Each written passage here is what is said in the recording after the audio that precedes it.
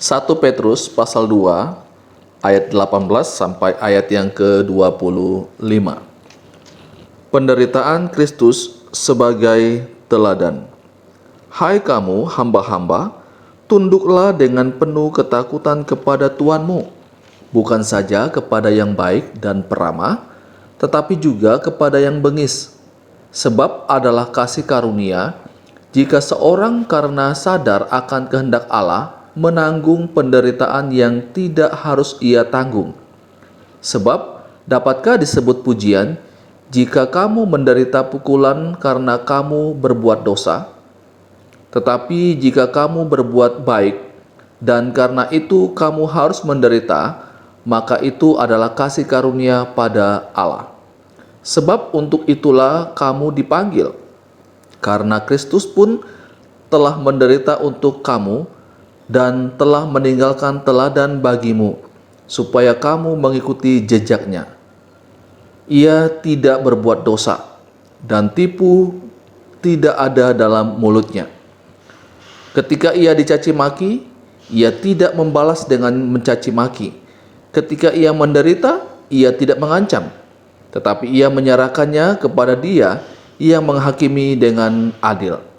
Ia sendiri telah memikul dosa kita di dalam tubuhnya di kayu salib, supaya kita yang telah mati terhadap dosa hidup untuk kebenaran. Oleh bilur-bilurnya kamu telah sembuh.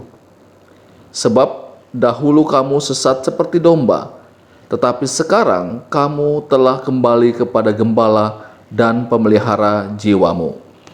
Saudaraku yang dikasihi oleh Tuhan Yesus Kristus, dalam bagian firman Tuhan ini, ayat 18 mengatakan, Hai kamu hamba-hamba, tunduklah dengan penuh ketakutan kepada Tuanmu, bukan saja kepada yang baik dan peramah, tetapi juga kepada yang bengis. Ada kata hamba-hamba di sana. Hamba-hamba ini menunjuk kepada orang-orang Kristen pada waktu itu. Ternyata pada masa itu ada banyak orang-orang Kristen yang merupakan budak. Mereka bekerja sebagai budak. Nah, Petrus menyampaikan kepada mereka sebagai orang-orang Kristen yang bekerja sebagai budak, agar mereka tetap menunjukkan ketundukan mereka kepada tuan mereka atau kepada majikan mereka. Mengapa penting bagi Petrus menyampaikan akan hal ini? Karena Bapak Ibu, kadang-kadang pada masa itu budak dan majikan itu bisa sama-sama menjadi Kristen.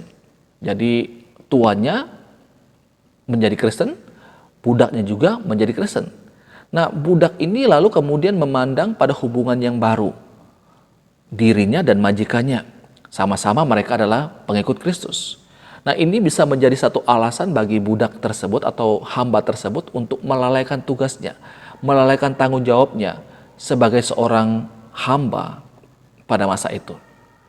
Dan alasan yang kedua mengapa Petrus menyampaikan akan perintah ini kepada para hamba-hamba yang sudah percaya kepada Yesus pada waktu itu, karena budak-budak pada masa itu bisa saja memberontak dan berusaha menghapuskan perbudakan sama sekali. Dan ini menyebabkan mereka dihancurkan. Dan ini menyebabkan kekristenan mendapatkan nama buruk ketika budak-budak itu melakukan pemberontakan. Sehingga penting sekali bagi Petrus menyampaikan akan hal ini, supaya sebagai orang-orang Kristen yang berstatus sebagai budak tetap menunjukkan sikap tunduk mereka kepada majikan dan tuan mereka. Dan ini ada alasannya. Karena dikatakan kalau Bapak Ibu membaca perikop atau judul yang diberikan oleh Lembaga Alkitab Indonesia adalah penderitaan Kristus sebagai teladan. Kristus sendiri sudah memberikan teladan akan hal ini, ketundukannya. Bapak Ibu perhatikan dalam ayat yang ke-23, ketika ia dicaci maki, ia tidak membalas dengan mencaci maki. Ketika ia menderita, ia tidak mengancam, tetapi ia menyerahkannya kepada Dia yang menghakimi dengan adil. Ia sendiri telah memikul dosa kita di dalam tubuhnya di kayu salib, supaya kita yang telah mati terhadap dosa hidup untuk kebenaran. Nah, ini menarik sekali. Jadi Petrus memberitahukan kepada para hamba-hamba yang beragama Kristen pada waktu itu untuk tunduk kepada majikan mereka, ada dasarnya.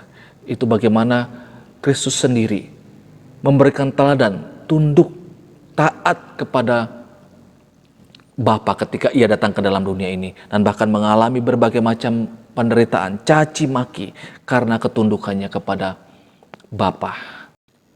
Saudaraku yang dikasihi oleh Tuhan Yesus Kristus, sebagai orang Kristen pada masa kini, mari kita juga belajar untuk tunduk pada otoritas pemimpin kita masing-masing.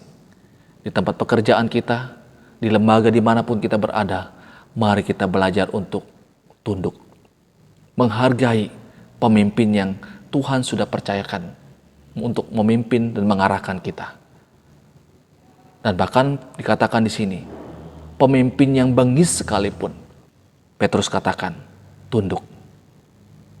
Selagi apa yang diperintahkan tidak bertentangan dengan firman Tuhan, mari kita belajar merendahkan diri kita untuk tunduk pada otoritas pemimpin.